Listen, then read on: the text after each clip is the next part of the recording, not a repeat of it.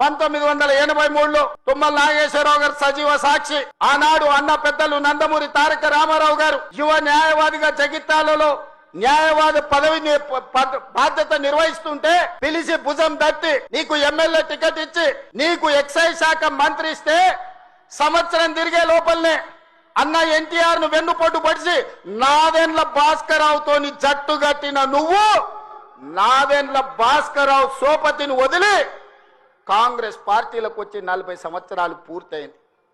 నేను అడుగుతున్నా పెద్ద మనిషిని, ఈ 40 ఏళ్లు జగిత్యాల నియోజకవర్గమే కాదు కరీంనగర్ జిల్లాలో ప్రతి కాంగ్రెస్ పార్టీ కార్యకర్త 14 ఎన్నికల్లో 11 సార్లు ఎమ్మెల్యే, 3 సార్లు ఎంపీ, ఒకసారి ఎమ్మెల్సీ, 14-15 సార్లు బీభావిస్తే దుఃఖాన్ని దిగముంగుకొని ఎన్టీఆర్ ను వెన్నుపోటు పడిచిన నిన్ను, నాదెండ్ల భాస్కరరావు అనుచరుడైన నిన్ను ఎమ్మెల్యేగా, ఎంపీగా, ఎమ్మెల్సీగా ఏ ఎన్నికల్లో పోటీ చేసినా వేలాది మంది కాంగ్రెస్ పార్టీ కార్యకర్తలు నిన్ను భుజాల మీద మోసిన మాట నిజం కాదా?